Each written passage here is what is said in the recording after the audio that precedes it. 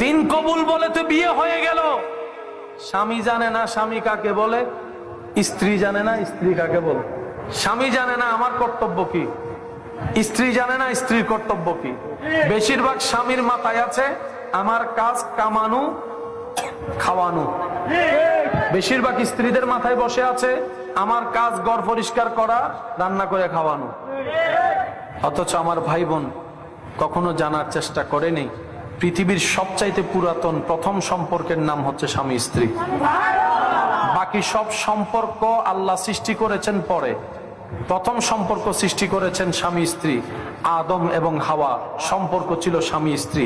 এই স্বামী স্ত্রী সম্পর্ক এমন দামি সম্পর্ক যেটা শুরু হয়েছে জান্নাতে, আবার সেটা অনন্তকালও থাকবে জান্নাতে। সুবহানাল্লাহ। নবী বলছেন, আল্লাহ বলছেন কোরআনুল কারীমে, স্বামীর জন্য স্ত্রী পোশাক, স্ত্রীর জন্য স্বামী পোশাক। পোশাক মানে কি? স্বামীদেরকে বলে স্ত্রীদের দোষকে তুমি গোপন রাখো, স্ত্রীকে বলে তুমি স্বামীর দোষ গোপন রাখো। কারো দোষ সমাজে প্রচার করিও না, কাউকে বলিও না। একে অপরের ইজ্জত করো, মায়া করো, মহব্বত করো, সংসারে সংসার হয়ে যাবে, সওয়াবে সওয়াব হয়ে যাবে। আপনার আমার ঘরে যে মা বোনেরা রান্না করে, এই রান্না করার কারণে সওয়াব পায়। সুবহানাল্লাহ।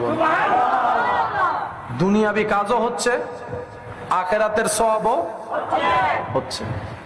লাভ হচ্ছে না লস? বলেন না সবাই, লাভ হচ্ছে না লস? আমাদের সবাইকে একটু ইসলাম বুঝে চলার দরকার। আপনারা বলেন আছে নাকি নাই? ইসলাম থেকে কি দূরে থাকবো না কাছে থাকবো? 5 ওয়াক্ত নামাজ ইসলামে আছে, পড়লে লাভ না লস?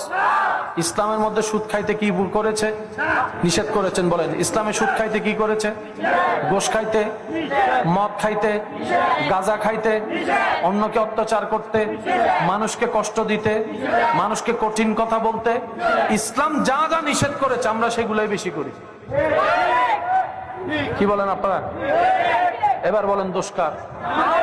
আল্লাহ যদি জাহান্নামে দেয় আমাদেরকে, আমরা নিজেদের দোষে। ইসলাম কত সুন্দর। সম্পত্তি বন্টনের ব্যাপারে দেশীয় আইন আছে না নাই?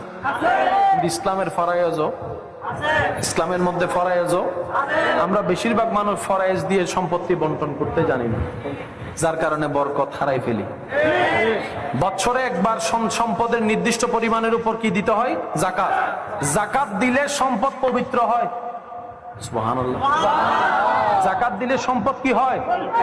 পবিত্র হয়। পবিত্র হয় মানে আপনার সম্পদে বরকত হবে, আপনার পরবর্তী প্রজন্ম আরো ডবল সম্পদের মালিক হবে।